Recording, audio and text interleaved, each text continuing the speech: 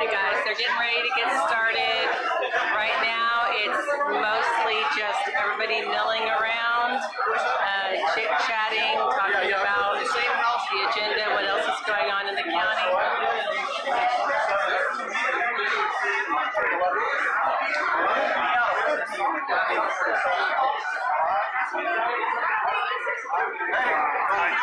What's up? Yeah.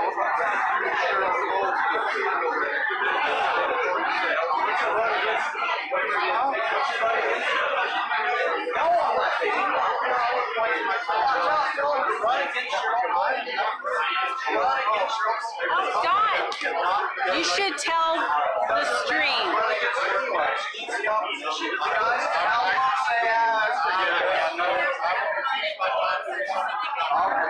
Everybody's deciding what to run for, who to primary, which Democrats that need to be challenged need to go. Travis County is a fairly blue county.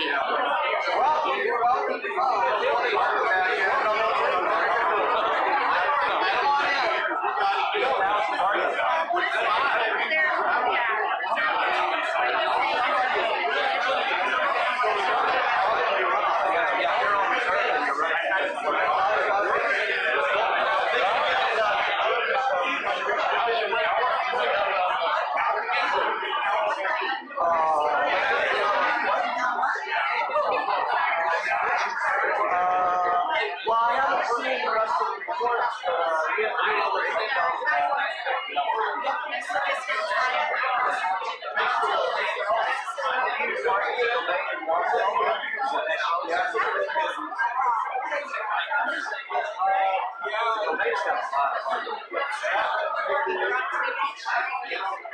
That's what I was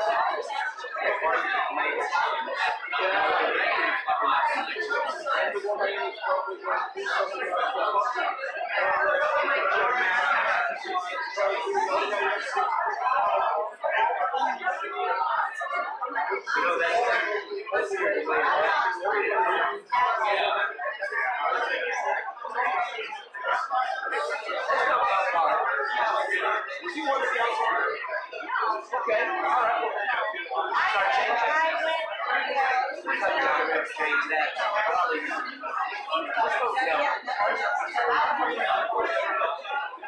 I know. Voting no. It's going to be your no. It's going to be 9.1 yes. And if you come up with one standing around and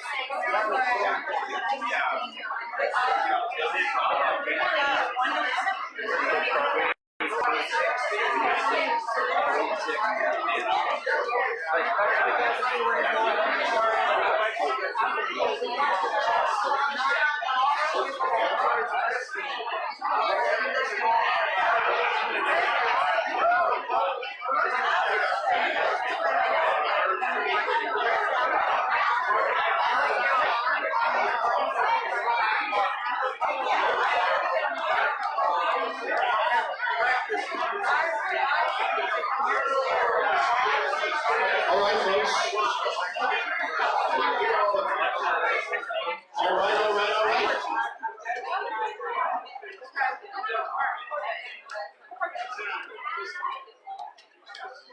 Welcome to the July meeting of the Executive Committee of the Travis County Republican Party. I am delighted to announce we have a quorum. You can leave if you want, because the quorum counts. I'm going to go here in about 10 minutes. All right, so we'll get started. Thank you all for being here. I know there's a lot going on in the summer. You get kids and activities and stuff. So thanks for being here. For those who don't know me, my name is Pat Koviak. It's my honor to be serving as the Travis County Chairman. All right, we're going to begin with our prayer, and we're going to welcome up Robert Andrews.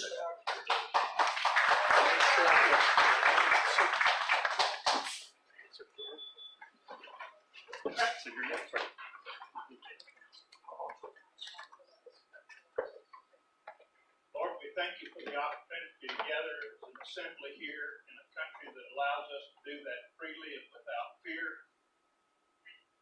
God, we just pray your blessings on our country. We pray for guidance and direction for all of our leaders. We thank you for this opportunity that we can serve our local party. We just pray you'll be with us tonight, guide and direct, help us to come to good decisions and make progress in the things that need to be done within our party. Be with us tonight, Lord. We ask these things in Jesus' name. Amen.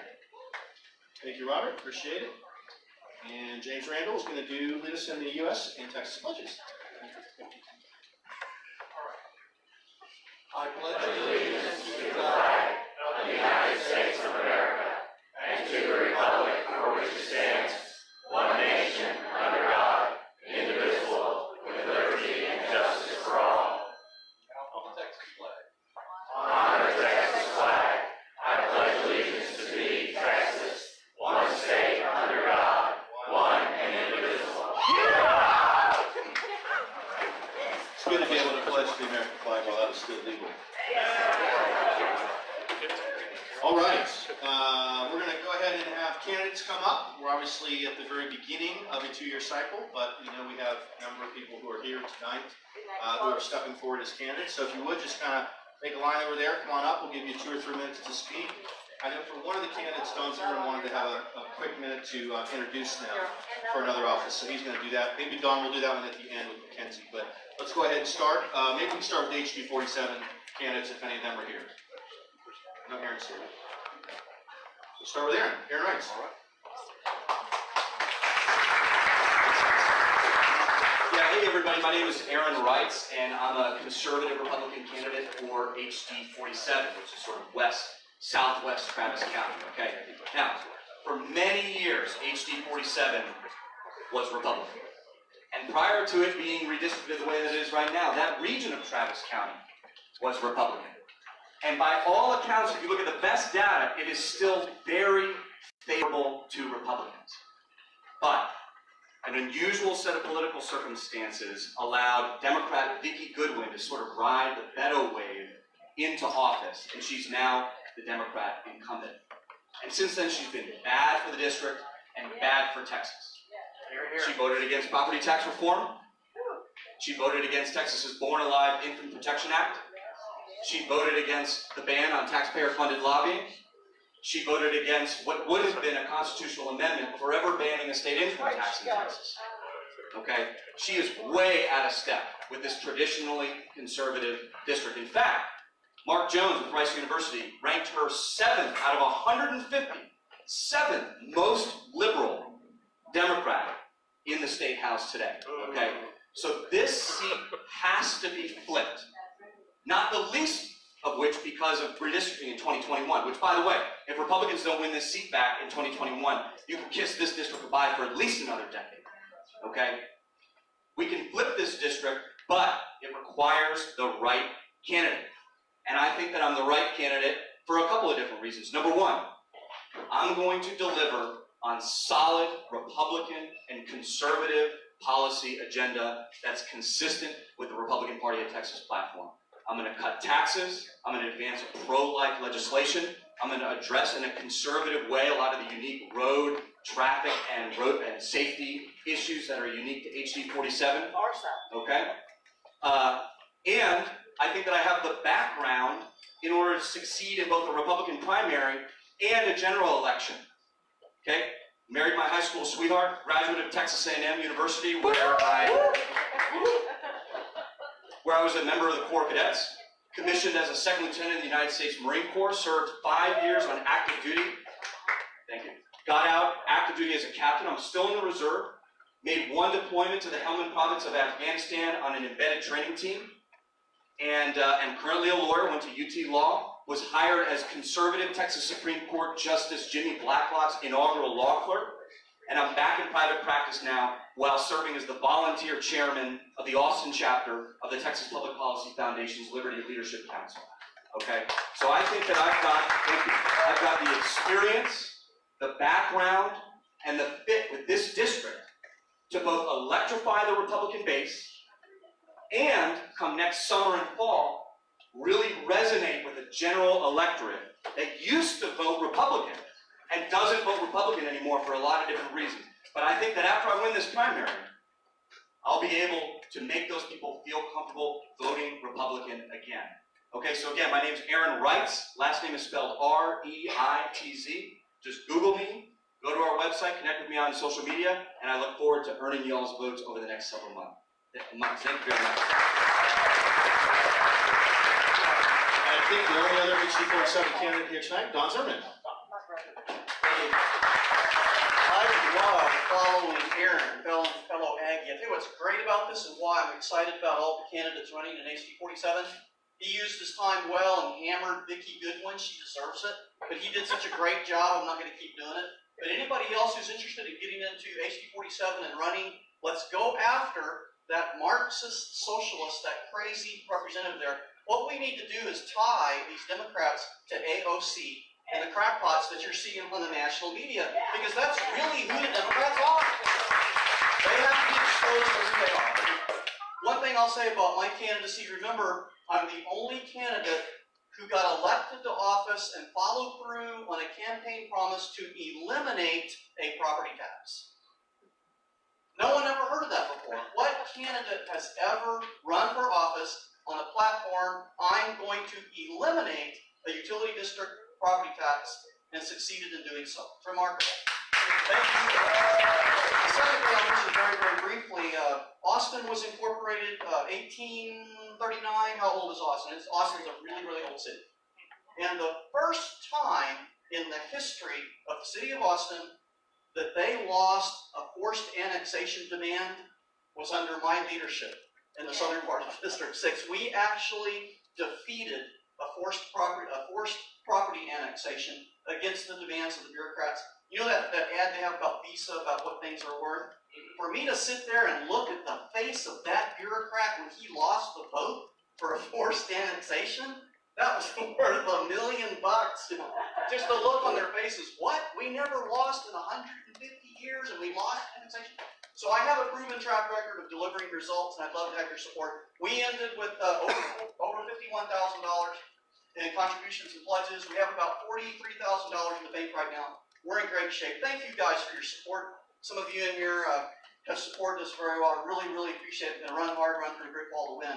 Finally, we have somebody here who's going to be running for, now she says no. Yeah, she's going to come up here in a minute. Mackenzie Kelly was one of the competitors back in 2014 when I ran for city council. She did a great job. And I would like to ask her, she'll do it, to come up and briefly introduce herself because we need somebody like Mackenzie to run against Jimmy F. in District 6, Austin City Council.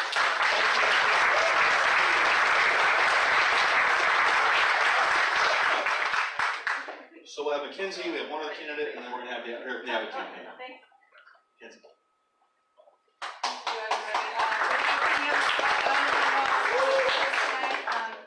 I've lived in Austin my entire life, all 32 years of it. A lot has changed over that time. I'm a graduate from Westwood High School, and I really don't like what's happening right now in our community.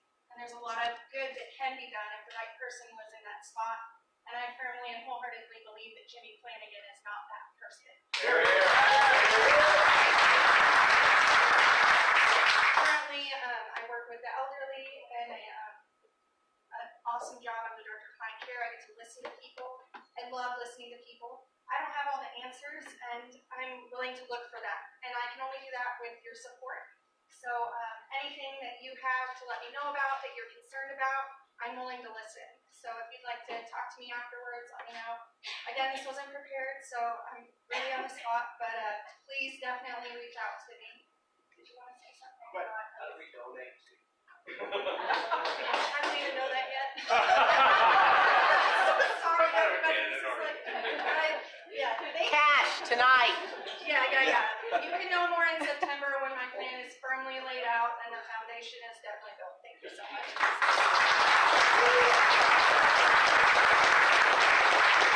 All right. Jason Salazar's here? Where is he?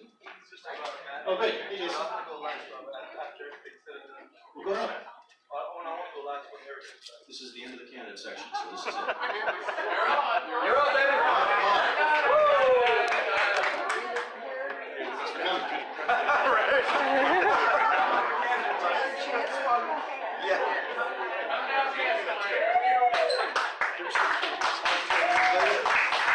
Sorry I'm late. Sorry I'm dressed in proper right now, but I'm here. I decided to run for sheriff here in Travis County. Hold your microphone up. I decided to run for sheriff here in Travis County for various reasons. Primarily because, I'm going to word this correctly. I've been focusing on areas such as Dove Springs, Bluff Springs, a lot of the high crime rate areas that are left out, like high school and those little block walking events and all that. I'm focusing on those areas first. I've been doing my own thing. I haven't been involved as much with the Republican Party like I want to be, but I'm trying also to gain people to turn to the Republican side and not just see it as wealthy white people that, no, I'm not, it's not discrimination. But I was accepted in the first initiative by Gary Till, and he brought me in, and then I got introduced to Matt, and now here I'm in, introducing myself to y'all. But the plan of action for me to run for sheriff, I was told it's going to require a lot of money, but I have faith in God that it's not going to require this $100,000 that I was told. It's a campaign. I told. Faith is more than money. A network is more than money. And believe it or not, but Sally Hernandez, where is she? Where is she? I'm asking that like as a question, like as in, is she accessible? Does she go to commissioner's court to help out with the budget? Why is one more thing, why is the whole list of countywide candidates for Travis County all Democrats? Why is that? Why has it been like that for so long? That's why I decided to step up to, it's time for a change.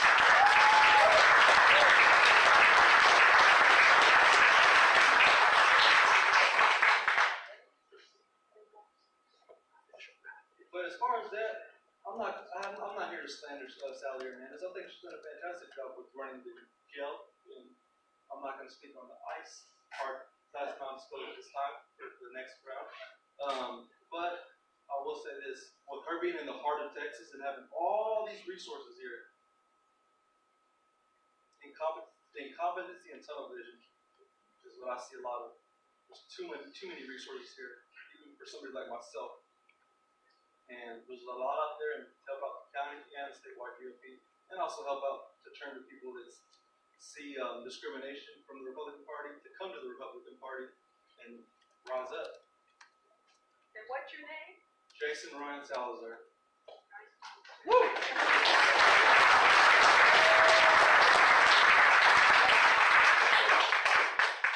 Thank you, Jason. Great. And no other candidates, right? And representatives? Okay. Well, welcome up Rochelle, who's here from the Abbott campaign. She's going to talk about voter registration.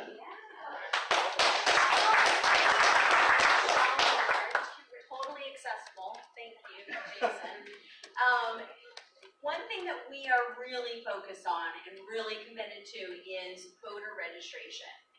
My particular focus is on churches, and I'm really having a challenging time getting churches involved, but it's a long game that we're playing. But one thing I wanted to announce is on the 27th up in Lakeway, we are going to have a block walking, getting out to the new movers. I know not everyone can block walk. There are times that, or there are ways to be involved, calling. This is a day of action, and it's on July 27th. For more information, watch your emails, the GOP, Texans for Greg Abbott. We're all working together. We just ask you to get out and do something, okay? That's it. Great. Thank you. Thank you, Michelle. So you said which day is that? 26th? The 27th. 27th. So is it this coming Saturday?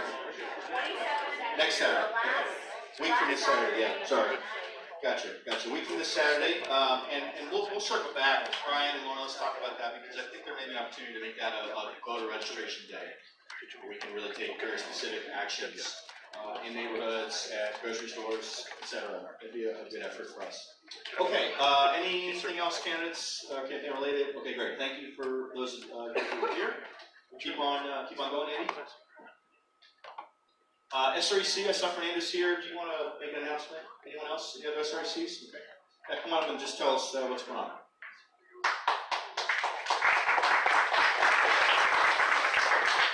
Thank you. Yeah, I probably should have done this last month since we had our last meeting towards the end of May. So basically at our last meeting, I'm sure those of you who were paying attention, actually first off, how many of you get my emails that I send out with updates after the meetings? Okay, not as many as I thought, but maybe we can figure out a way to send out an email for everyone to get on those lists. We try to send out just an update on generally what's going on at those meetings. Of course, the last one being after the session ended, focused very heavily on what did and didn't get accomplished during the session, which I know a lot of people were focused on. There was people at the party who were way more involved. I think the chairman, I'm going to misquote this, but I think was there to testify on like 200 bills or something like that. So pretty much there every day that he could be. A lot of other RCC members were able to do that as well. So there's a full report in that report I sent out that kind of lays out where things went right, what went wrong. A big example that I used was property tax reform. I think if you remember, 2 years ago we had a special session. The House and Senate couldn't even agree on 4 or 6% of a rollback rate. And some of these things take time and it can be painful, but this time we got a 3.5% rollback rate for everything. So there's still a lot of work that needs to be done. We're trying to make sure that the interim charges that are being going out include some of our platform planks so that we can continue pushing for those goals that I know y'all work so hard for, both here at the county level and of course through the state convention. But yeah, I don't know if anyone has any questions, but I think I'm going to definitely see if there's a way that we can send out that report so everyone in the precinct chair gets it. And not as many people get it as I thought. Thank you. Great. Thank you, Fernando. Next SRC meeting is when? September? September, I think that 12th. 12th? Yeah, 12th, 13th, next SRC meeting. I wanted to mention one thing about HD 47 before we get started, and that is all the fundraising reports were due as of last night, and all 5 of the candidates who are in have been raising considerable money. I want to say everybody's raised over 15 or 20 grand each So we got 5 great candidates there working really hard. I think 2 or 3 of them have raised even more money than Vicki Goodwin did as the incumbent. So very encouraging for that race, and we appreciate the hard work everyone's putting in, and looking forward to seeing how the primary plays out. Okay, let's keep on going. We will go ahead and call the meeting to order. It is 7:24 p.m. Approval of the proposed agenda that was sent out by email. All those in favor, please raise your card and say aye. Aye. Those opposed, please raise your card and say nay. The ayes have it. The agenda is approved. We had the meeting minutes were sent out as well. Any corrections? If not, then we'll deem them approved as well. Okay, we'll start with our executive director, Brian Ruddle. He's going to give his ED report at this time.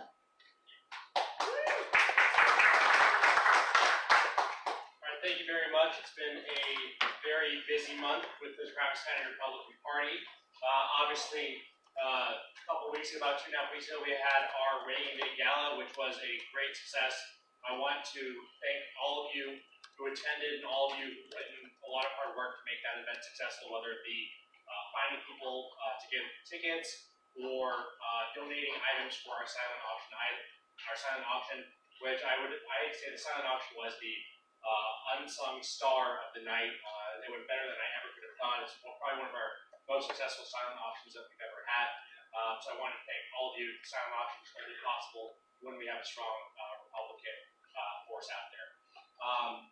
I want to give you a quick update on some the voter registration numbers, because I do that every month.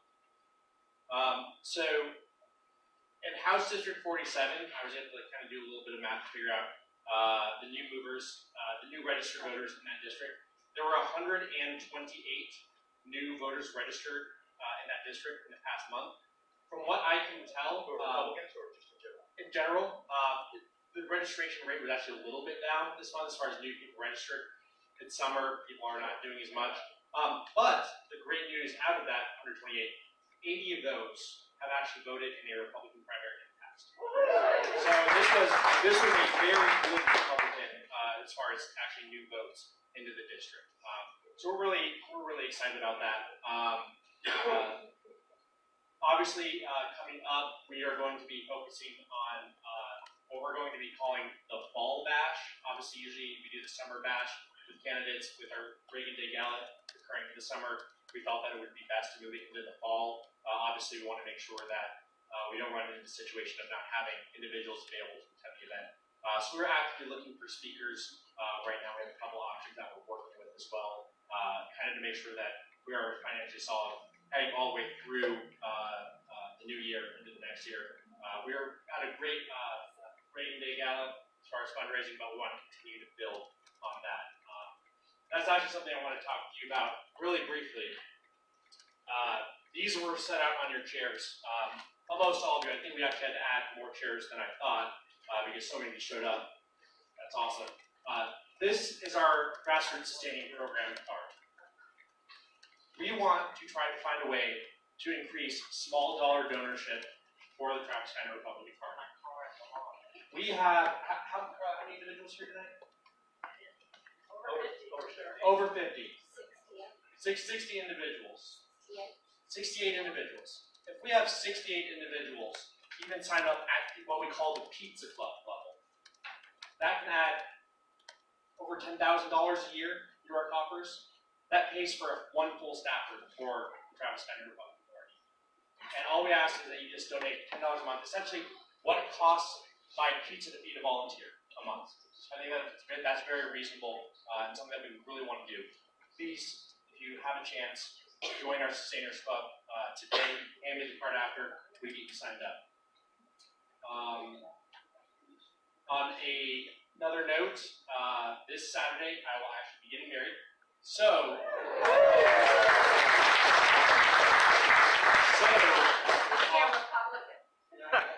yes, I actually registered for to vote. That's how you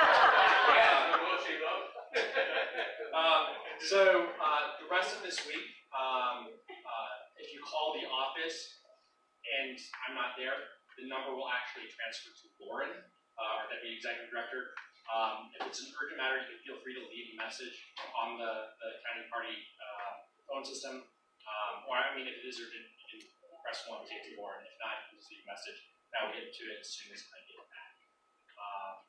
Do we have any questions or Oh, one last thing. Yes. You talked about calling the office. The last time I tried to call the office, the phone still wasn't working. It's working. It's working. People have been calling. It's working now. There are people there to answer. That's Yes. the key. Okay. There's people there to answer, and if you press one, it goes right to my cell phone. So you can always find me. Just don't call me at 10 p.m. tonight, please. It says press 1 for Spanish. Oh.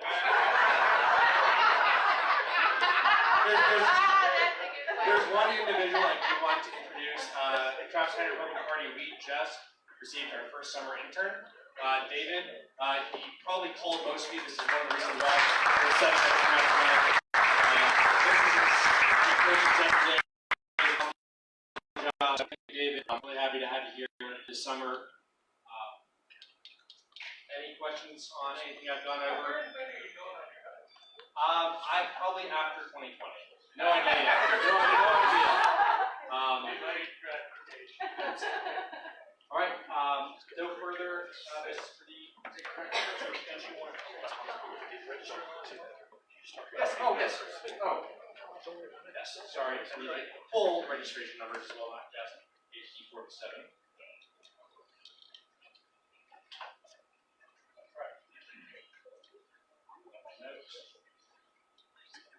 So county-wide, we had, from what I can tell, 278 new registrations in the last month. There is a little bit of a kicker because they will be adding some more at the end of this week. At the end of this week, that actually covers a couple days from the end of last month. So it's going to be about 280, give or take. As far as the Republicans go, it's county-wide. Obviously, we know at least 80 of those are Republicans. I did not run a match on all of the other. I ran the primary match on House District 47, the whole county. This would be very difficult to run it against the entire state with our data processing capabilities right now. But probably about 100 Republicans net game. Great overall. Great. Any questions for Brian? All right, thank you. Good job. We'll keep on going. I want to bring up our Deputy Executive Director, Lauren, if you have a report, anything you want to offer tonight? Great. Lauren Day.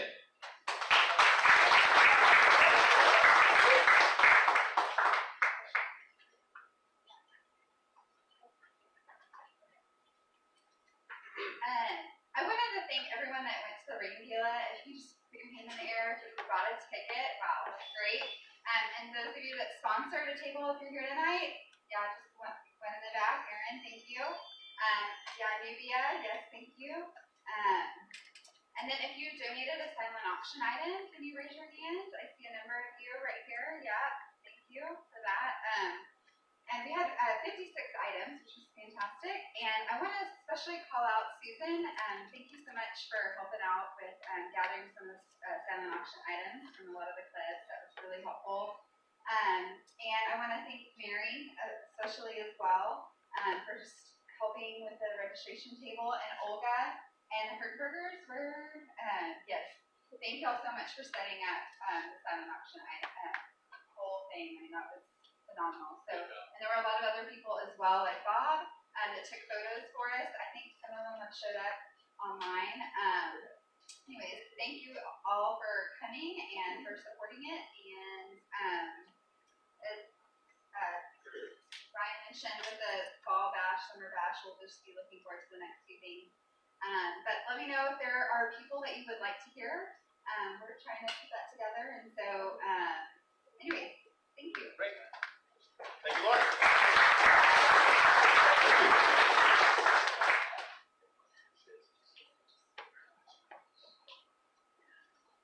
Okay, great. Thank you, Lauren. And let's do maybe 2 more of these, and then I'll do my chairman report. Cornelia, anything you want to do tonight? I know some of that was overlap, but why don't you go ahead? Anything you want to say? Finance chair.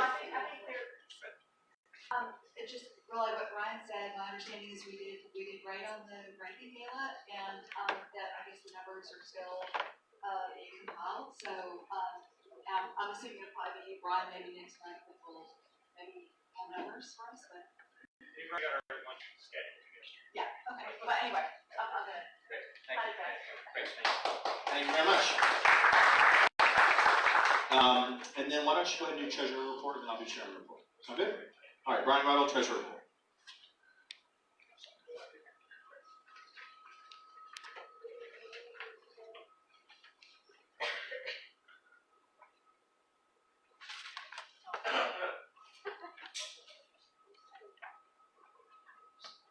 Okay, so the budget for the month of June. A couple things just to take note. Everyone, yeah. Can't see it. Can't see it.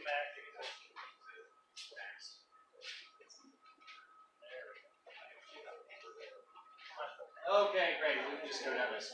So one of the first things that you'll notice. One of the first things that you'll notice is actually that the office staff cost was higher than it usually is. This is because on the original budget that was passed, the rating gala was going to be the previous month instead of that month. And there are some extra costs for staff that we do have during the month. Also, remember the previous month I did half pay, and so I paid myself the second half of my previous paycheck that month. So that's why the June actual was actually higher than the budget. Office rent, standard $1,000, nothing different there. Like I said, we were able to fix the 8x8 phone systems. So our phone utility costs are going to be going down dramatically as well. It took me I was on the phone with them for 8 hours straight on one day to finally be able to get them to lower our service. So we're going to be going down to about $50 a month for our phones. That's really good. Communications, one thing you will see is that it was a little bit higher. This is because we were trying to experiment with some ways to help increase quorum in the last month, such as the text messages that were going out. Obviously, we did a mix of the text messages and live calls for today, so I think that's something we actually might want to continue in the future. I think it is well warranted. We're able to conduct business. Scroll down. For the month of June, we did have $9,300 that went to the gala venue. We did have $3,000 the month before that went to the venue as well. The marketing budget was $1,700. This includes everything from robocalls to texts to Facebook postings, things of that nature. And then equipment, obviously, Governor Walker, his costs. We still have some more costs that will be in next month's budget. Just a very small fee just for his transportation. That was speaking fees and everything.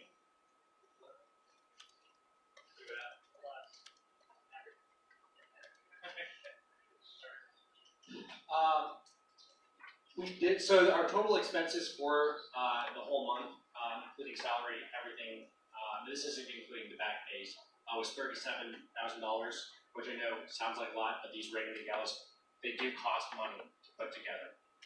Now let's get to the good news. Let's talk about the money we got.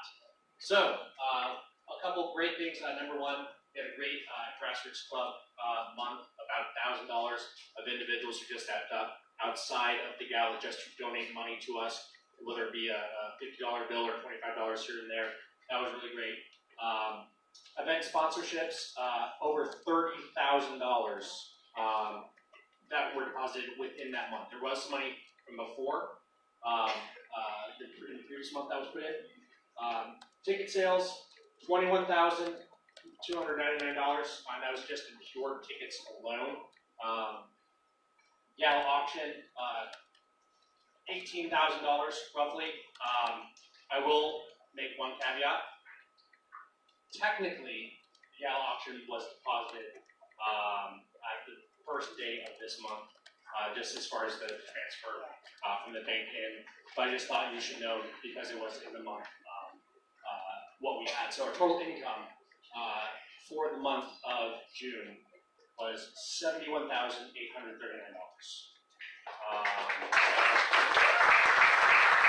That's really good here with some of our old issues that we had. We're really looking forward to a good fall bash. We're still obviously looking to even try to get a couple more people who they were inspired by the gala to donate a little bit more. But I think we're on a strong financial footing right now.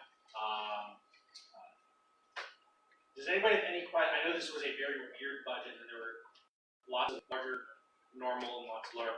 Yes.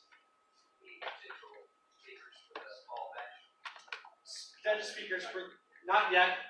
We are reaching out to a couple individuals. Well, if there's any individuals that you really want to hear from, please let us know. We might have contacted them already. We've had a couple people who are potentially interested, a couple people who might not be able to attend. But if there are individuals that you say, I feel that they would really speak to me and I would love to attend an event with them, let us know. We can go out of our way. We don't have a date set and scheduled yet, so we can still move things around. So whoever you guys want, I want to make sure that you guys the people. Yep. Maybe I missed it. What is our account balance as of June 30th and what was the target? The account balance as of June 30th. Usually we don't do just the account balance of what's in the account because there's money being moved over and payments going in and out that have not processed. I can't give you I wish I could give you an exact number, but I don't think I'm really able to allocate any of the last of this. I'll update that in a second. Yeah. I have a similar question. I wanted to know how we were tracking for the year. Tracking for the income, expenses. Expenses, we are actually under right now. From what I can tell, from what the original budget that was asked, we're 75% of what we should be at this time of the year for expenses. Number one, because I think that earlier on, I think we did a little bit more in the political spending than what we've actually spent. We only really saw an opportunity to spend politically on the school board race up in Pflugerville. Some of the other options just really weren't good for us to invest money in, so we were actually able to save money in our political budget. The expenses were about 75% of what we should be at for the year. I don't have the exact number off the top of my head. I don't have a year-to-date report right now. I just have the month. Income. Any other questions for Brian? I'll lift that just a second. Anything else for Brian about the budget real quick? Okay, thank you, Brian, very much. Okay, so, it's a little tricky if he doesn't have the account balance as of June 30th to go through and go through that in terms of where we were planning to be. So let's go ahead and add that for the future. Okay. Cash balance as of the end of the month for each report, particularly as it compares to where we thought we'd be on the budget. So to answer your question, I think it's useful to give you all a cash balance update for where we are right now, because obviously that's something that we can do by looking it up. I want to say we're about, pull up the number right now, and we still have some money to collect on the event. We have some auction stuff to follow up on, etc. We're like about 18 grand right now in the bank. We should be higher than that because we still have some money that's outstanding, some auction item money, a couple sponsors, etc. We're still waiting for a reimbursement from Intel. In terms of revenue, we've got a discrepancy between where Brian thinks we're on revenue and where Lauren thinks we're on revenue. So on the low end, we're at 70 on revenue for the event. On the high end, we think we're at like 95. So we've got to figure out. Yeah, I mean, Lauren really had a detailed breakdown. So we really do think we're more at 95 or so, 94 grand. So if you take 94, you add 60 from sharing the circle, that puts us over 150 for the year. That's about where we are in terms of revenue for the year, right? And we talked, a few months ago about what kind of goals we have. We talked about maybe 300 or 350 for the year and ending the year with 150 in the bank. So in terms of revenue, we're probably right about where we need to be, maybe slightly behind in terms of being able to finish the year with 150 in the bank. We're behind where we need to be. So the bottom line is in terms of the event, and Lauren really didn't want to get into specific numbers because we wanted to reconcile it, but I think on the high end we netted around 60 grand for the event. I think we're missing a couple things. There was some cost with the auction. Probably didn't count the cost of the food for people who are chairman circle members who got free tickets. So there could be a couple items there. So my guess is we easily made 50 grand on the event, which is a great success. I've kind of gone into chairman's report, so let me just go ahead and move into that. Thank you to Lauren for quarterbacking the event. You did an extraordinary job, as you always do. Thank you so much. You were great. Let's give her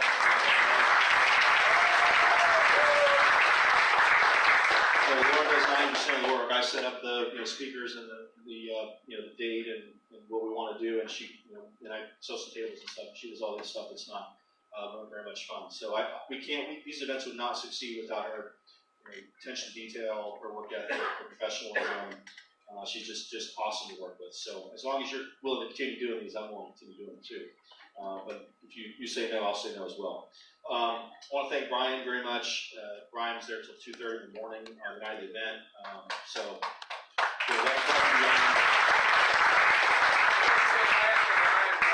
Yeah, he was waiting for his car the whole time. But thank you, Brian. Which I know your first event like that for us, and I know Lauren and Brian feel as I do that. And I'm not done thanking people, but it's a real rush and a real thrill to be able to lead the organization on those kinds of nights. To see people come together, see a great event come together to get us all fired up. And it was a great success. We're stressed out. The last week, we're wondering if it's going to be successful as we want. We're always a little bit behind where we want to be. But these things always seem to come together at the last minute, and it's kind of amazing how that works. But they don't just come together because of the generosity of people that attend and sponsor and donate items. They come together because we have worker bees behind the scenes putting the hours in. So I know the volunteers were great. Andy running the AV with Leland. I could go down a long list of people that were extraordinary in the efforts that they put in. So thank you to all of you who did that. In terms of the event, we're obviously really interested in your feedback. I'll say to all of you, as I did in the email, we obviously know that the valet was totally unacceptable. They swore to us at the very beginning because they're a valet-only hotel that they know what they're doing and that they can process a very large number of cars quickly, and they just clearly weren't able to do that. Lauren, was there something you want to add on that? Thanks for bringing that up. They did, because of the Driscoll the year before, I was like, okay, we're not choosing you unless you can guarantee a good situation. So they're giving us money back for the ones that we comped for sponsors, and they have assured me, I gave them all your emails, that they were going to contact you specifically and offer a refund plus their sincere apology. If they did not, please tell me, because I want to make that right. And I will give you her email, and you can contact her yourself if that would be helpful. Just come up to me, because that's totally unacceptable. If they're gonna donate it back, I'll donate mine. Yeah, what they did though, so there were people that we effectively paid for, and then there were people we didn't pay for. It would be hard for them to refund to us the people we didn't pay for. So if you're still fired up about it, you want to get a refund, you want to take advantage of that, let her know if you haven't heard from them. If you have, just respond. But we obviously want you to get that because it's something they've offered. It was not something we thought would be a problem. You figure for a hotel that only has valet, who's done events before, it's not a brand new hotel, they didn't just open. We figured they would know what they were doing. Of course, the rain affected some of that. We had more people parking valet than we would have, plus construction. So it was a little bit of a challenging situation. So I apologize on behalf of the hotel. That was such a mess that night. I know it left a bad taste in the mouth of a lot of people. In spite of that hurdle and that headache, I thought the event itself was great. I hope you did too. The mix of speakers was really great. I thought Governor Walker's message of "It can be done," his tagline, which he used getting elected as the first and only countywide official in Milwaukee County, was quite inspiring. I hope you all felt that way. If he can get elected county executive in Milwaukee County, there's absolutely no reason we can't have success here. It's a little bit about timing, a little bit about luck, but it's a lot about preparation and all of us working together. I was really pleased to be able to honor Nathan Hecht for an extraordinary career. He's running for his 7th term to remain as Chief Justice. Just an extraordinary lifetime service. I know that was meaningful to him, and it's great to be able to honor him in that way. And unfortunately, Chip Roy was unable to be there because of the votes on the humanitarian aid for the southern border, but he was able to join us by Skype, and I thought he gave really inspiring remarks that really got people fired up. We obviously had our comptroller, Lynn Hager, our Railroad Commission Chair, Wayne Christian, and State Senator Bob Bucky, and then at the very end, we had Steve Ministeri, who's working with the Corning campaign and is very involved in the voter registration effort, and he kind of fired us up at the very end. So it was a great night, and it all came together, and so we were very proud of that effort that we all put in, and very proud to have so many of you attend. I know some of you weren't able to. If you have feedback, I'd be delighted to open the floor to hear from you now. If you want to come talk to Lauren or myself directly now or by email, that's great too. We always try to learn from these events. We want the events to get better and better and better. One piece of feedback I will mention, I know that some of you have consistently said you think the event would be better not downtown. And I get that. So totally get that. We will really look at that next year to see if there is, Renaissance in the Arboretum or somewhere on 360 or just somewhere else. Maybe even a place like Hotel Ella on MLK, which isn't really technically downtown. We'll look for those kind of options. We're trying to balance having a great venue that can handle a large crowd that will be exciting to people, with obviously trying to make sure the math all works. One thing I will mention really quick about the event as I wrap up on that part. The breakdown that I have, and again, I think the three of us all have different numbers, so we've got to reconcile it. We'll give you a full accounting in September with the Tornado, but I believe the event itself costs less than $35,000, which is pretty amazing to have, feed, whatever we had, 250 people for a 4-hour event. I mean, we really do pinch pennies as an organization, and that was with a speaker fee. We try to avoid a speaker fee every year, but we were really unable to secure a high ranking sort of headliner this year. So we felt we had to pull the trigger on that to get the event done. So anyway, the event itself achieved the goals we had. We really are thrilled about it, and I hope you are as well. Again, if anyone wants to make a comment now, I'm happy to hear it and give feedback directly to you. Please, yeah, Kareem, let's go around. Just take a couple minutes to do this. Kareem. I thought the food was amazing. Yeah. I could not believe it. I've never been to any fundraisers where they have meat on it. I just thought, where's the chicken? Yeah, we got great feedback on the food. Did you all like the food? It was good. Yeah, it's pretty good for the value. I think it was $45 a person, which for hotels is pretty reasonable. Someone else is raising their hand. Yeah.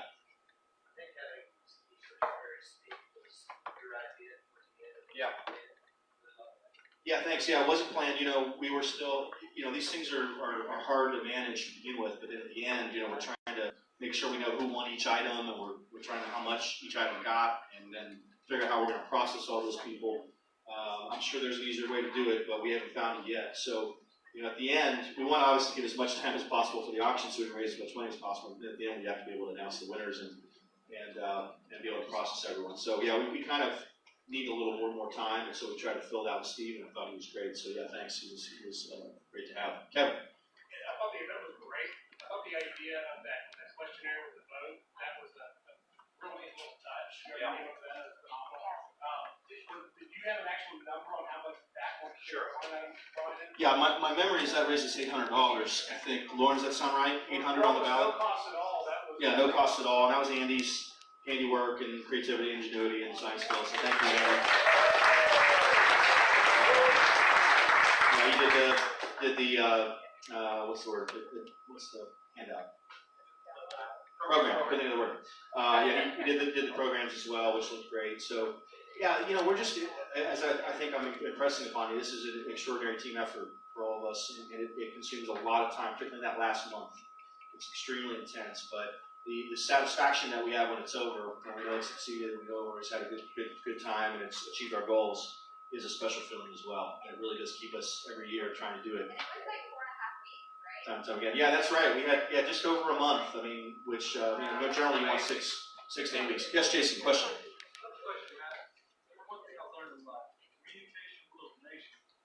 And what's the most effective method you being our chairman? Because once a month meeting up all together for announcement stuff, then there could be stuff popping up, in the midst of that time period. Sure. What's the best method to communicate effectively? Yeah, appreciate the question. So, and this should probably be, some of this would be new information for people who are guests here tonight. A lot of our precinct chairs know some of these things. But the first thing is that we have an email list that people can sign up for, and we try to send at least one and maybe even 2 emails a week about different things. Sometimes I send them, sometimes Andy sends them. It kind of depends what it is. So emails are one way we have, I think, over 5,000 people subscribe to that email list in Travis County. There's 6,000 almost now, yeah, and we're going to obviously continue to grow it. So that's number one. Number two, the website itself, TravisCrp.com, which Andy manages. We update all the time. The calendar for the candidates who are here tonight. I know Aaron and Don rely on the calendar, and Mackenzie, you should rely on it, and Jason and others. We have a master calendar of all events around the county that are political events. It's all in one place. It's updated all the time. I'm sure there are things we miss, but it probably has 80% of the political events on the Republican side at least. Yeah, conservative events, and it's not just political. It's Toastmasters and all kinds of other stuff too. Third, I would mention our social media accounts, Facebook and Twitter, which are active as well. Particularly Facebook, which is really more of a community. We have tremendous feedback when we post things. We ask people that you share things. If you see things that are on the page that you want to share, we want to obviously grow that Facebook presence. And then we're using, as Brian mentioned, some new technology. We're going to start using texting more. We're going to do live calls to our precinct chairs for different things that we need them. But we're open to other ideas. We obviously, in the off year, we try to keep our expenses down. And then the on year, our expenses are higher in the election year. So next year, we'll be spending a lot more money on a lot of things. get out the vote next year. We'll do mail, we'll do, maybe radio, we'll do digital ads, we'll do, paid doors, paid phones, all those kinds of things in the last 60 days to contact voters on behalf of our ticket. But, we're open to any ideas folks have about communication. So we know we're not reaching everyone we need to reach. In fact, we're not even reaching a fraction of who we need to reach in this county. And it's something I honestly think a lot about, because I know there are more frustrated taxpayers in this county than we are reaching. And we need to mobilize them, we need to educate them, we need to call them to action, we need to work with them. And that's the only way we're going to get to that point where we can elect someone countywide to be our county judge or our DA or a sheriff or anything else. So we know we have a big task ahead of us, but we're committed to continue doing it. If you have ideas about communication, please do let us know.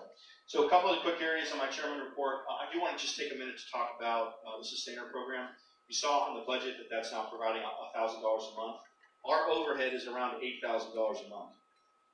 That's our staff, our office, our bills, that's it, right? That's a much higher overhead than it was when I became chairman.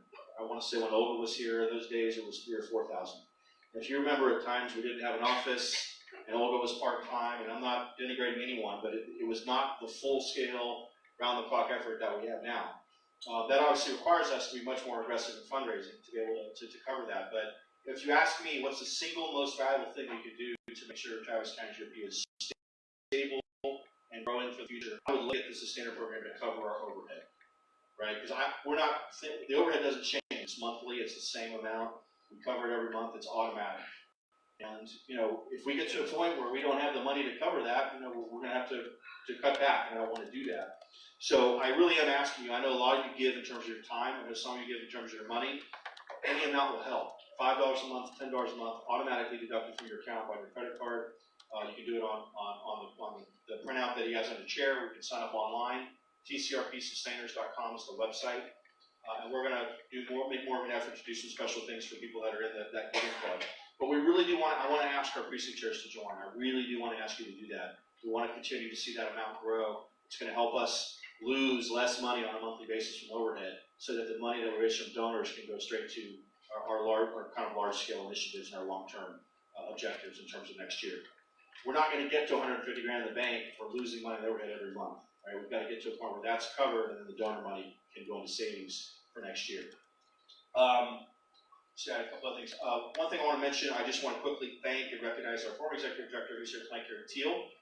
Gary came in the office and worked with Brian to make some minor adjustments to some past reports that had to get updated before we could put our new reports in. So thank you for Brian getting those reports done on time. I think he's got one more, but thank you, Gary, for your help as well.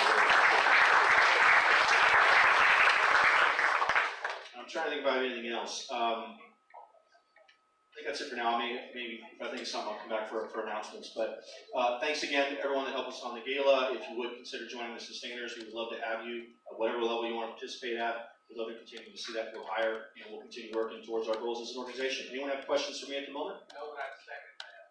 Second. Join the Sustainers. Yeah, thank you. Easy. Yeah, in fact, raise your hand if you're in Sustainers right now. All right, a few of you, thank you very much for those of you who are in it. I know you probably don't get the thanks from us that you should, but we do very much appreciate it. And we're going to continue to try to grow that membership so we can start covering our overhead.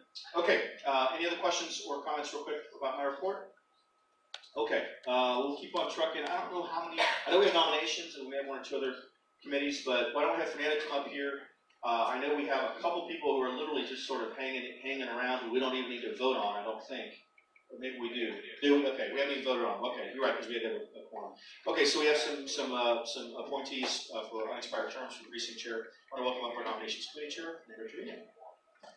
Thank you. I know Matt has kind of hammered the last couple of weeks how important it is for us to get quorum at these meetings. So I'll just point out that most of these applicants that we've gone through have already been working or have been coming to some of these meetings without a quorum anyway. So really appreciate that dedication that they've already shown. So the last couple of months, Nominations has interviewed and is recommending the following: Kent Laddick for Precinct 354, Nicholas Quineri for Precinct 227, Susan Frederick for Precinct 327, Matt Maley for Precinct 461, Brian Ruddle, our Executive Director for Precinct 423, and Victor Johnson for Precinct 136. Great. So that's 6 new precinct chairs, all have been approved to the nominations committee. Go ahead and stand up if you're here tonight. Susan's obviously here. Brian's here. Oh, great. Matt's here. Remind me? That's right. Nick's here, and then Victor Johnson. Great. Well, thank you for all you. Appreciate y'all being here. Yeah, hold on a minute. Anybody have questions real quick for any of our precinct chairs or for the precinct nominations committee chairman about our nominees?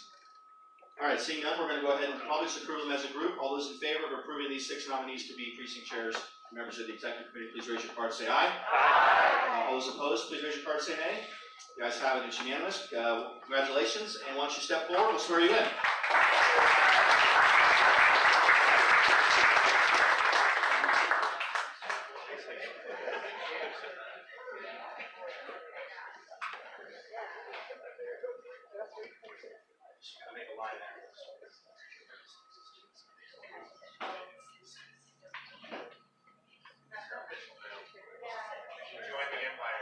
All right, great.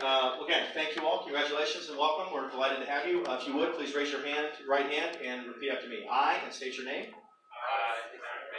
Affirm that I will uphold the Constitution of the United States, the Constitution of the great state of Texas,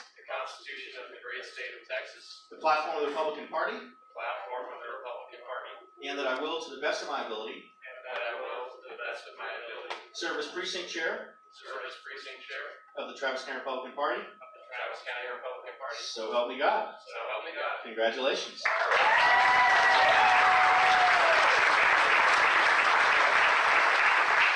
We're going to give you your official shiny badge, which now allows you to vote.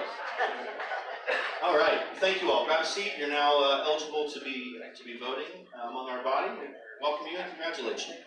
So this takes us to 123 precinct chairs. We had some resignations. We talked last month about we've had a decent number of people that hadn't attended the meeting this year. So I want to thank Carla and Linda as well for helping us. Real quick, guys, let's pay attention. I want to thank Carla and Linda both for making the effort to just kind of ask people if they really want to stay committed to TCRP. We've had a good handful of resignations. So. Which is good. If people can't attend meeting and they're not committed to it, that's what we want. We want to get some new blood in here. So we'll continue to hopefully see that number go up. If you have someone that you think would make a good precinct chair, let us know. Let Fernando know. Let Brian know. We can look up very quickly to find out if we already have someone. And if we don't, we'd love to get them an application which they can fill out and they can get an interview scheduled. So be on the lookout as precinct chairs. Be on the lookout for people that you know that want to get involved because we want to continue to grow our precinct chair numbers. Okay. Any other committee reports tonight? Anyone? We have no resolutions, right? Yeah. Okay. Okay, great. Then any new business? Yes, Brian. Just one last piece of information. Obviously, I think many of you saw and are aware of the homeless ordinance. And how that is really kind of affecting Austin. If this is something that you want to get involved and help out with, please see me after the meeting. We might have a couple opportunities coming up for you to be able to, really kind of get involved civically with some of these items that are coming up.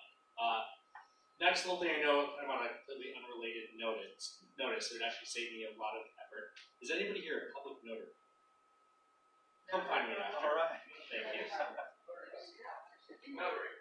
Notary Public, sorry. Roll time.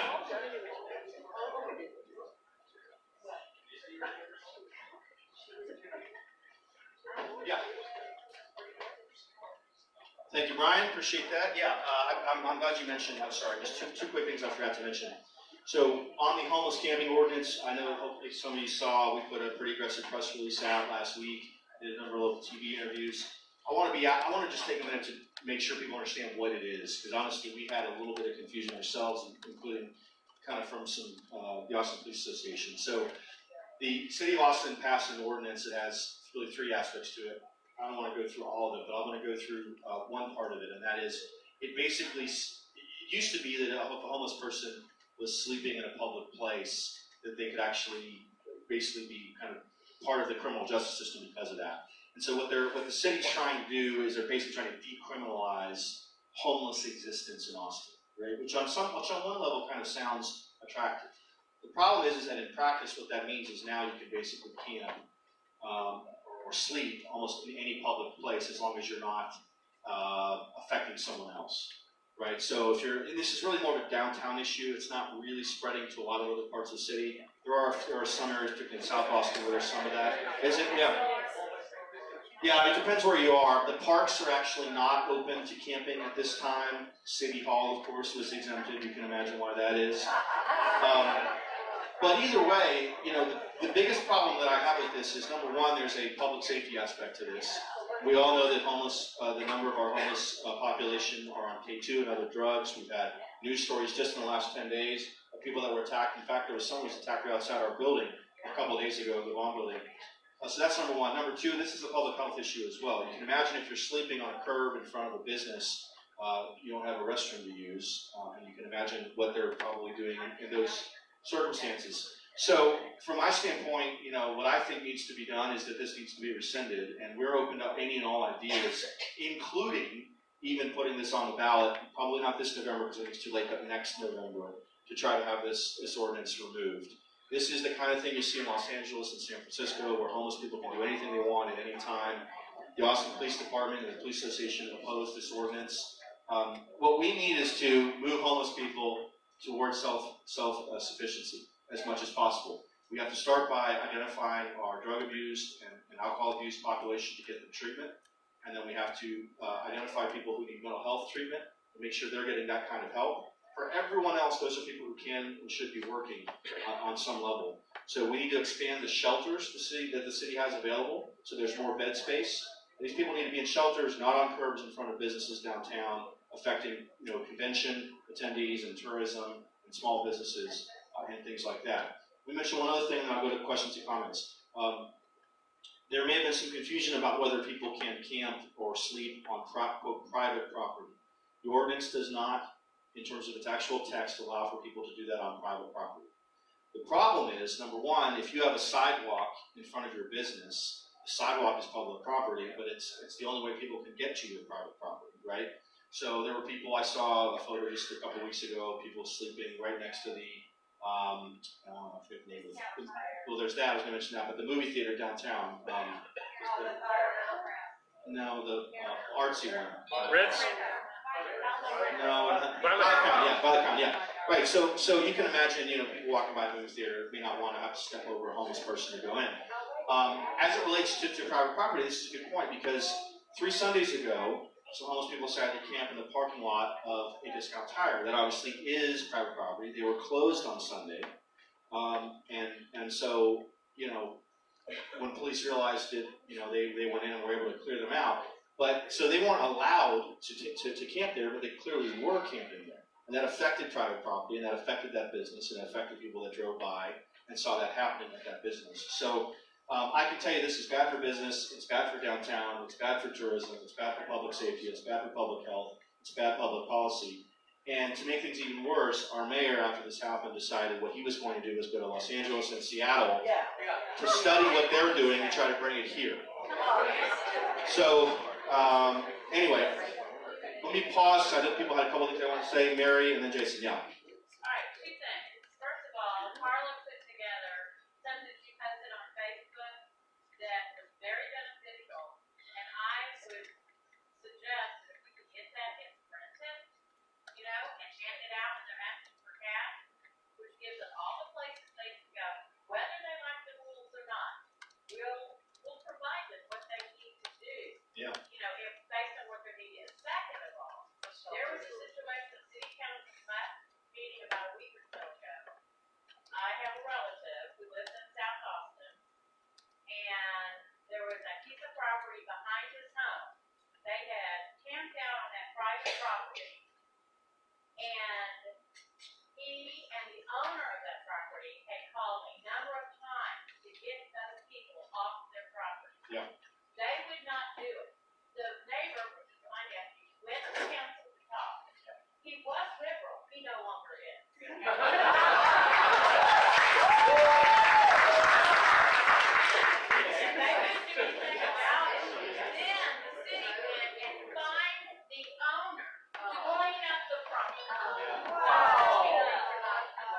Yeah, and so let me just say, let me go to Jason and Lee. Let me just say that, thank you for that. This is the kind of issue that can galvanize the population here in Travis County. And I don't want to demagogue it, but we can absolutely make the city council accountable for this ridiculous decision. Now, my prediction is that perhaps at the next meeting on August 8th, they're going to somehow modify this. The city manager has been studying it for the last month. Is going to come and bring recommendations to the city council. And I imagine they've gotten such negative feedback and such negative media attention that they may change it. If they don't, and I may testify that night, August 8th, we'll see. We'll let you guys know if we want you to also do that. Of course, you can if you want. The sign-up is tomorrow morning. Oh, sign-up's tomorrow morning? It starts at 9 or 9:30. No, Thursday. Okay, all right. Thursday for August 8th? For August 8th. Sign-up's tomorrow for August 8th. Thursday, 9 a.m. to the following Thursday at 4 p.m. are the windows to sign up, and they're only going to allow 10 individuals. Okay, well, I guess I better get there Thursday 9 a.m., so remind me on that. Let's circle back. So let me go around and just, I know we have some comments. Jason, then Lee, then here, then here. So Jason, real quick, yeah. Speak up. I have a question for everybody in this room today. Yeah. How many residents have actually walked through the downtown area where the homeless people are and actually kind of observed, been through the incident, maybe not just once or twice, but more than 3, maybe 5 times at least.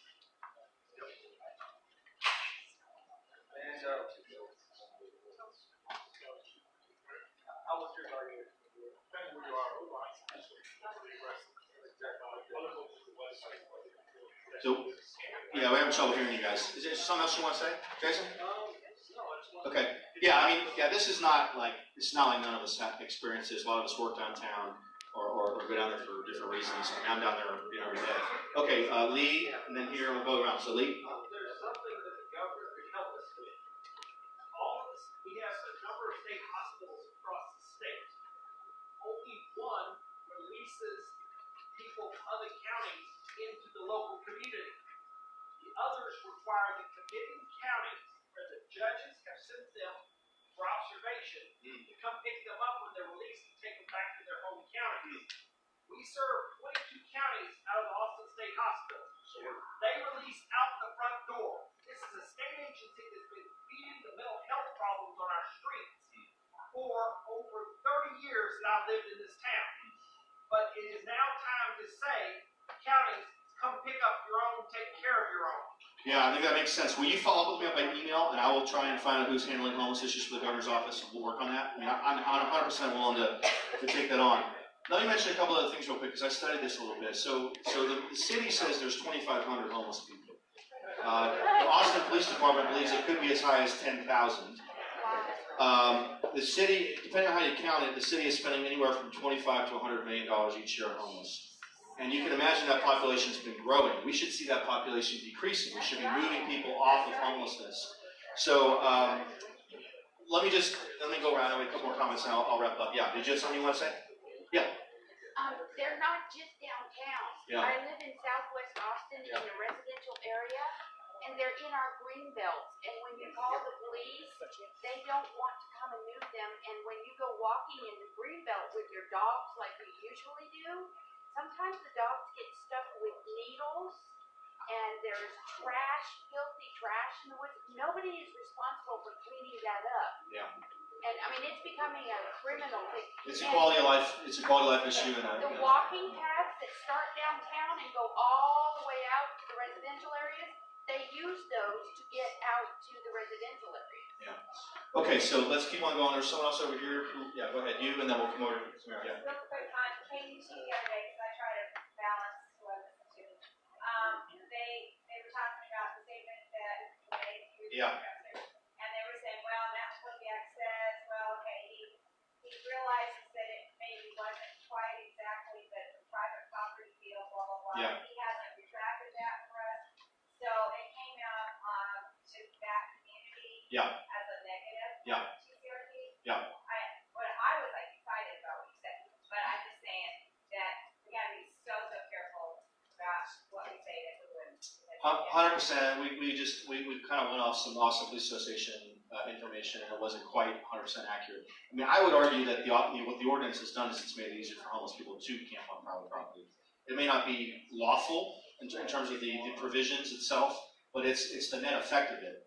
And again, if you're on a sidewalk that's adjacent to a private property, people on that private property certainly feel like homeless people are camping there. So let's keep going. We have one more from Aaron. Yeah. It's more, just to supplement to that, I think we need to be very careful. This is the voice coming out of left field. This is exactly the kind of situation where we fill in a vacuum and we're perceived to be the heartless, et cetera, et cetera.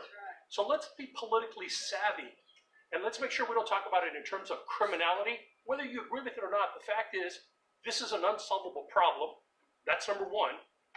But to the extent that what you're talking about, resources that are going to be necessary, it's going to cost money, period, no matter what. So I would say, to add on to her comment, let's be politically savvy about this, and let's not fulfill that role that they already expect us to be, heartless, etc. Let's not help them. Yeah, and in every interview I've done, I've talked about being compassionate towards homeless people, wanting to get them to self-sufficiency, wanting to get them the treatment and help that they need. And I think we do need to have that kind of message, but the question is whether what they've done is going to make the homeless problem better or worse. And I think any clear-thinking individual in Austin is absolutely, the belief that it's going to be worse. The city of Houston, their homeless population has gone down. It's gone down. Dallas's has doubled. Yeah. Yeah. There are unique factors locally in each market. Let's keep going around. Yeah. Andy. Yeah, real quick, Homero, to your point. Now, the mainstream media ignored the rest of our press release. We mentioned business incentives and constructive solutions to the problem, and we would like to be part of the table talking about a solution. But that was completely ignored. No, I understand that. Believe me, we're doing what we can. But yes, your review is accepted. We will try to keep it positive and promote business incentives. It's not a rebuke. No, I know. No, it's helpful. I'm talking about politically. I'm trying to talk about being politically savvy. Yeah. That's what I'm trying to talk about. Yeah, 100%. Cornelia and then Lauren. Yeah. Yeah. Who is the push for this coming from? Is it coming from, like city staff? Is it coming from? All I know, and Dawn, maybe you know more about this, is the person who authored the resolution or the change in policy was Greg Kassar, who's the furthest left member of the city council.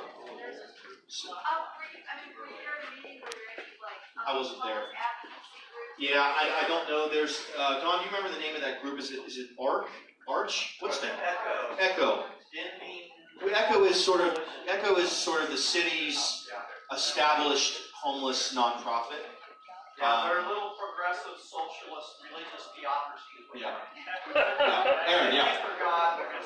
Hang on. Aaron and Lauren, yeah. Thanks. Hey, many of y'all have seen Governor Greg Abbott has come out with several statements saying that if Austin can't clean up its own mess, that he's going to muster the state legislature to intervene and clean up the mess where the city either is unable or refuses to do their job. And so I just want to tell y'all, as a candidate who may have the opportunity to take the lead on that sort of legislation, because look, if you get a Republican in HD 47, that's going to be his or her backyard problem. And what I want you guys to know is that if the city council won't address this in the next year and a half, if the governor doesn't take executive action in the next year and a half, what you're going to get out of me, if I'm elected to the state legislature from HD 47, is I'm going to take the lead on passing legislation to preempt negligent cities like this and preempt them from doing this sort of thing. So if it doesn't happen there in 2021, y'all can count on me to help get that Appreciate that, Aaron. It's a good point. The problem is, that wouldn't take effect until June or September of 2021.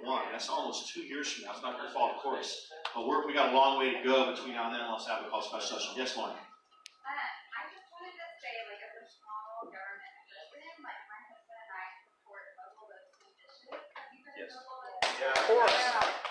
It's been around since I think the 90s, and there's over 20,000 volunteers. They serve 5 million meals. They are the largest, most amazing privately funded organization that serves the homeless right here in Austin. They've been doing a phenomenal job keeping the community first.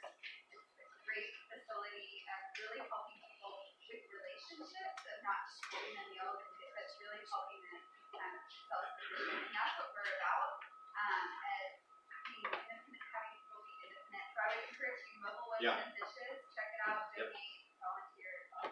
Absolutely. Thank you, Lauren. That's great. I need to stay another hour and we can go through this, so we're not going to solve it tonight. I am going to try to test August 8th, so let's circle back on Thursday 9 a.m. so I get signed up. And if anyone else wants to help, my guess is this fight's not going away. It's just sad that the city wants to make things worse and not better. They think they're making it better because they think decriminalizing it won't put these people in jail, they can't pay fines, then it just kind of exacerbates it and their lives get ruined. And I don't want to see their lives get ruined, but I also don't want to see them affect tourism in downtown because it's the engine of our economy here in Austin. We want people to come here for conventions and for special events and other things. So, plus there's public safety and public health issues. So the other thing I was going to mention that I forgot earlier is we got word late last night that one of the far left members of the city council has all kinds of campaign finance violations in her latest report. So Brian, with our outside campaign finance campaign legal counsel, Don Davidson, put the complaint together. We're going to be filing that tomorrow. I don't even remember the woman's name. Linda Harper. Natasha Harper Madison. I think she replaced Cheryl. District 1, yeah. So anyway, but I want to mention that, and we'll put a press release out tomorrow, Andy. Let's circle back on that. But I want you all to know that is something we can do to hold these people accountable. If you're aware of things that you think people are doing that violate the law, violate campaign finance rules, you want us to investigate them or something like that, just let us know, and that's just something we can absolutely do. Yes, Jason? Oh yeah, it's like when I filed my CPA form, it says September 2019 on it. I filed it. I got it right here. Like a few months back, but it says September 2019. Thank you, resident. These were huge words. Yeah, sure. I mean, and look, they're sure, and look, I'm sure it's easy to make harmless, unintentional mistakes. That's not what's happened here. This one was raising money when you can't raise money after the election, doing all kinds of other stuff. There's a litany of errors. So. Well, yeah, it goes further than that. What I mentioned, but I'm just saying. Yeah. Yeah. Of course, this is a city office, not a county office. Your county office would be governed by state law, and this is governed by city regulations. So we are looking for a notary. Olga, are you a notary? Okay, can we circle up with you tonight so we get this done before you leave? Okay. There we go. Always prepared. Olga Lasher. Yes? We have a candidate for all of the upcoming open council seats. No, and keep in mind when you say do we have a candidate that they're technically nonpartisan offices, there's no primary. Right, and to be candid, I think in a lot of these districts, having a quote, credible Republican would be very challenging for that person to win a Democratic district. Doesn't mean we shouldn't try, but obviously we really want to focus on the Allison Alter seat and the Jimmy Flanagan seat, seats that we've held before that we can get back. Those are both up this time, so those will be our two top priorities. But there'll be 3 other seats as well that we should target. Those honestly probably wouldn't come together until next year. Because there's no primary, the sort of timeline for that is generally more like first, second quarter of next year. But yeah, if you all know someone who you think would be a good candidate for a city, a county, or state office, and they don't really know what to do or they want to find out what's involved, have them reach out to myself or Brian. We'll talk to them, we'll size them up, see what we think they could help us, and be a good candidate. Kevin, did you have a comment or question? Yeah, just kind of backtrack a little bit. Thank you to everybody that made it tonight. It's awesome that we had a forum that we were able to see these new precinct chairs. Thank you so much for coming out during the summertime. I kind of want to go back to last month's meeting where we were discussing what to do with those, basically the abandoned precinct chairs. And I think there still is a mechanic in the state statute that there is a method to the ones that have absolutely abandoned their position. There is a mechanic available to us as an executive committee to remove them. And the only reason I bring that up is because that's going to affect our quorum numbers. Yeah. This is our first quorum in how many months? Just the last 2, which is again unusual. So let's do this because I honestly, personally would like to sort of avoid this discussion right now, and there's a reason for that. And listen, I'm very much in favor of getting rid of people who don't do anything. I would prefer it be they voluntarily decide when we ask them or we confront them rather than removing them. But I'm not against taking that step. We want to take some time, and I think Bill Crocker, our rules chairs, want to take some time over the next 2 months because we have no meeting in August. We're not holding our meeting in August. We're taking a month off. But Bill, if you could, just over the next couple months and get with Kevin on that, let's look into this issue of whether people can vote remotely or give a proxy as it relates to nominees in terms of quorum, and then secondly, whether there is an ability to remove precinct chairs who've been derelict. If we can look into that, let's come back in September. We'll have a thoughtful, detailed discussion of that, and we can take action if the body wants to. Is that all right? Okay, I think that's a better way to approach it. We got a quorum tonight. I think in the fall we'll have a quorum. People, December's always tough months. Okay, so anything else, any other new business or announcements? We had a couple announcements in there. Go ahead, yeah. They're not meeting in August. August 30th, Mike called, August 10th will be a Texas Asian Republican meeting. What's the date? 30th. August 30th? Right. Friday evening. Yeah, August 30th. Okay. You can bring your Great. wife there and everything there. Great. August 30th at Casa Chapala on 183 and Sunday. Great, and will you make sure that Andy has that so it's in a week at a glance? Great. Other announcements? Somebody else had one who asked me about earlier. Okay, yeah, yeah. Go ahead. Why don't you go, Dave, and then we'll come here. I just want to let you know that John Paul Stevens just died. Supreme Court Justice appointed by Oh, wow. after he served for 4 years. Right, but he's not on the court anymore, right? Oh, Yeah. Okay. Thank you for that. Thank you. Yep. I said I would. Gary. Matt, you and I have both been to RNC meetings, and there was one in Austin a year ago. I'm going for the 12th time at the end of the month. And I would encourage anyone who wants to look at where those meetings are being held, and if you can travel there, it's fascinating, and you're welcome at a Republican National Committee meeting. Where is it? Sponsored. This one upcoming is in Charlotte. So it's a long way. North Carolina, South Carolina. Yes. The home of the convention place. Yeah. But yeah, any member of the RNC can sponsor you. So James. Yeah. So if you're interested in attending the quarterly RNC meeting in Charlotte at the end of the month, talk to Gary. He can get you the details on that. Yes, Ron. The Pflugerville Republican Club for our September 3rd meeting is going to have An incredible speaker. All right. I'm excited about me being there. Yeah. I'm excited too. If you want to learn how to be a better speaker, new candidates, returning candidates, even going to precinct chair, speaking of liberty, it'll be this month on July 30th. Love to have you. It's a great time. It's conservatarian, so good chance to argue with conservatarians if nothing else. So come on out. Any other announcements? There's one. I got two super quick things we'll get out of here. Okay. So second last thing is make sure you give Linda and Susan your badges. All right. Let's clean up in here so the church lets us keep eating here. Finally, as a little going away gift for his wedding, for his honeymoon, whatever you want to call it, we did a collection tonight. We're going to present Brian with some cash. I think it's just about $400, a little less. Are you serious?